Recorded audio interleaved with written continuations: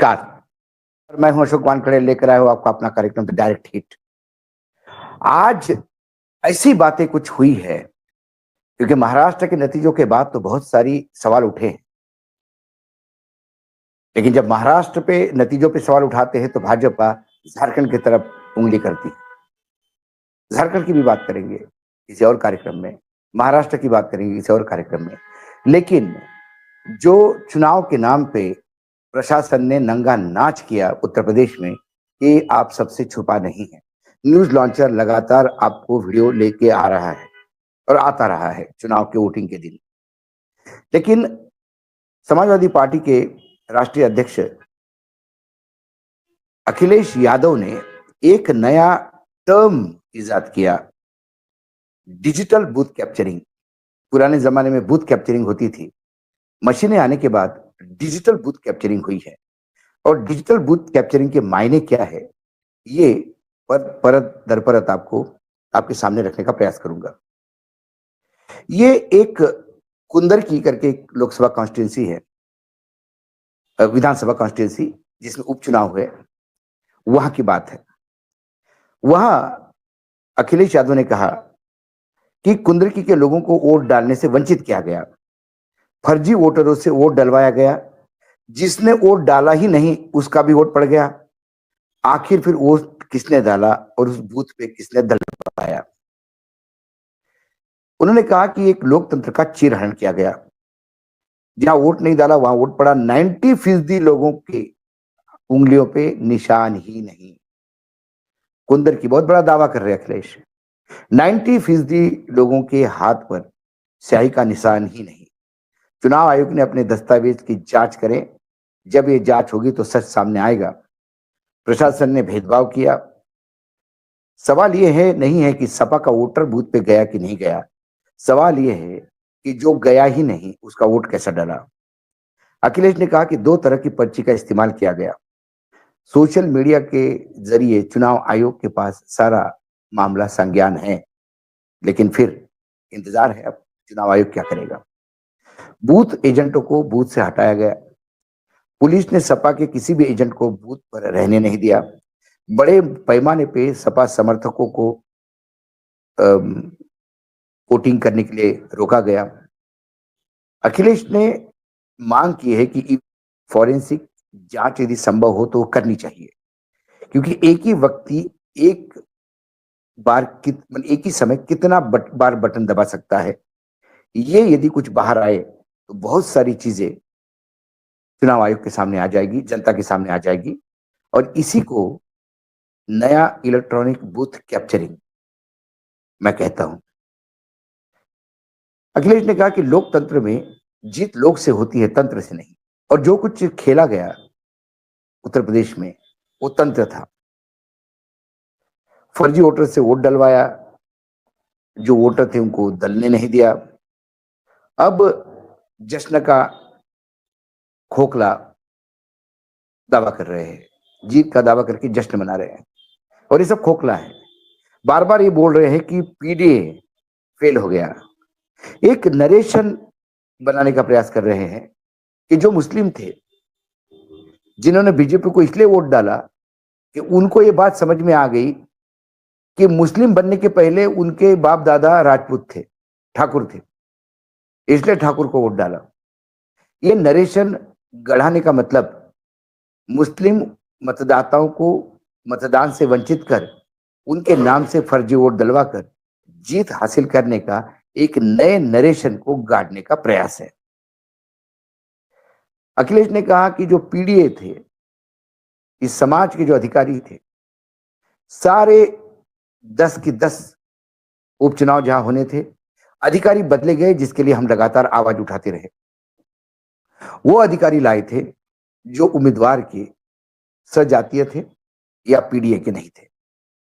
एक जगह ये उम्मीदवार हटा नहीं, मतलब अधिकारी हटा नहीं पाए जो चुनाव करवाते, वो है मिल्कीपुर, जो अयोध्या में आती है।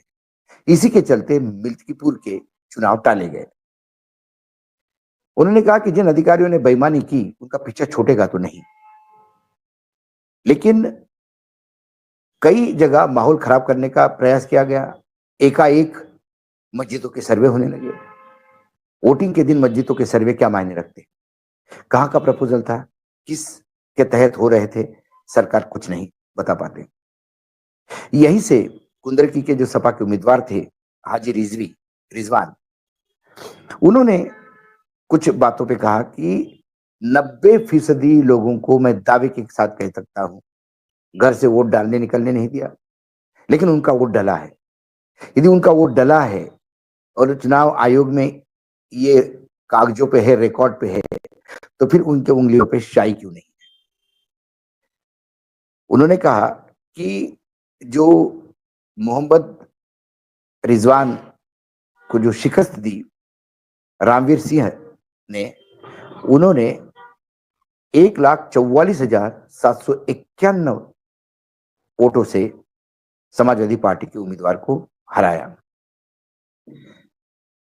रामवीर को 1,70,371 वोट मिले और रिजवान को मात्र 25,580। अब मैं थोड़ा आपको इस कॉन्स्टिट्यूंसी के वोटर पे लेके जाता हूं। सवाल यह है कि यहां पर कुल वोट जो है वो 3,95,375 है। उसमें से हिंदू 1,56,000 है और मुस्लिम 2,39,000 है। यदि रामवीर को सारे के सारे हिंदुओं का भी वोट गिरा, पोलराइजेशन हुआ, तो भी वो आंकड़ा उतना नहीं जाता जितना होना चाहिए।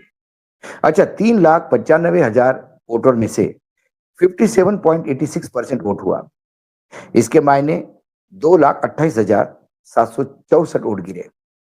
अब 2,28,764 वोट गिरे, अब उसमें हम सोचते कि सारे हिंदुओं ने डाले, तो 1,25,000 आप निकाल, 56,000 निकाल लीजिए, बाकी बचा हुआ वोट मुसलमान का था।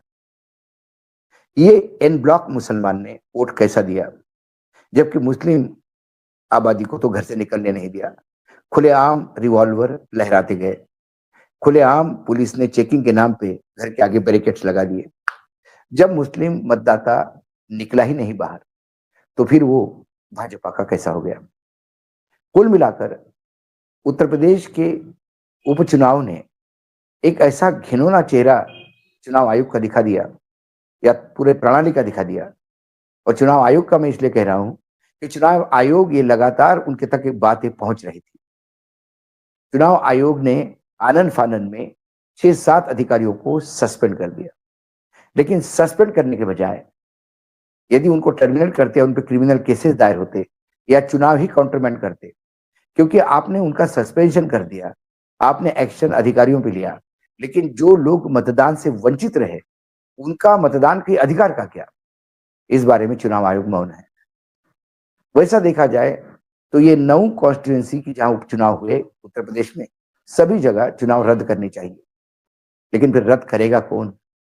ये सारे अधिकार चुनाव आयोग के पास है। और चुनाव आयोग कौन है? चुनाव आयोग सरकार के गोद में बैठा हुआ है। कुछ हद तक हमको लगा कि चुनाव आयोग गड़बड़ी की परमिशन देता है, लेकिन यदि ऐसे ही चुनाव होने लगे तो क्या ये देश गृह युद्ध की तरफ मुड़ रहा है? यदि ऐसा ही हुआ तो क्या राजनीतिक दल हाथ पे हाथ धरे बैठे रहेंगे? आज अखिलेश ने क्रोध व्यक्त किया, प्रेस कॉन्फ्रेंस ली, लेकिन मुझे लगता है कि राजनीतिक दलों ने भी अपना दायित्व पूरा नहीं किया। जब खबरें आ रही थी उनको सुबह से मुस्लिम इलाके में लोगों को चुनाव में जाने से रोका जा रहा है, तो फिर समाजवादी पार्टी या बाकी राजनीतिक दलों ने अपने कार्यकर्ता भेज के उनसे वोट क्यों नहीं दिलवाए? और ये हो सकता है, मैं सैल्यूट करता हूं न्यूज 24 के उस रिपोर्टर को कि जिसने पूरे गांव को जहां वोट डालने के लिए वंचित किया गया था, वो पूरे गांव को अपने साथ ले आया और कैमरे के सामने अधिकारियों से बातचीत की, उनसे पूछा कि किस अधिकार से आप इनका आईडी चेक कर रहे हो। तब अधिकारियों ने लिपापोती करने में कहा कि अरे इनको वहां जाके फिर तकलीफ ना हो, इसलिए तकलीफ ना हो इसलिए आप तकलीफ दे रहे हो, ये कौन सा रूल है? और इन तमाम लोगों के वोट डल गए। रिवॉल्वर लहराने के बाद भी कुछ महिलाएं बाहर आके वोट डाल गई। इन महिलाओं ने तो दिखा दिया कि वो रणांगना है। लेकिन फिर समाजवादी पार्टी, कांग्रेस और बाकी गठबंधन के जो दल थे, उनको क्या हो गया था? उनके कार्यकर्ता कहाँ थे? उनके कार्यकर्ता क्यों नहीं, जब पुलिस लाठी बरसा रही थी मुसलमानों पे या उन समाजवादी के मतदाताओं पे, तब समाजवादी कार्यकर्ता वो लाठी झेलने आगे क्यों नहीं आया? सोशल मीडिया में बात करना बहुत इजी है, लेकिन यदि आपको चुनाव लड़ना है और ऐसे लोकतंत्र में लड़ना है, तो फिर आपको उसी तंत्र का उपयोग करना होगा जिस तंत्र का उपयोग सत्ता पक्ष करता है। आज अखिलेश ने जो कुछ कहा, और खासकर इस कॉन्स्टिट्यूंसी की जो टोटल मत है, जितने मत गिरे, वोट गिरे, कितने मिले, उससे तो धांधली एकदम सामने आती है। अब इतना कुछ होने के बाद भी चुनाव आयोग यदि मौन है, तो समझ लीजिएगा कि अब चुनाव आयोग से कभी कोई अपेक्षा ना करे तो अच्छा है। अब लड़ाई राजनीतिक दलों की अपनी अपने बलबूते पे करनी होगी। क्या आने वाले समय में फिर मेहम जैसी स्थिति होगी जहां वोटिंग के दिन हत्याएं हुई थी?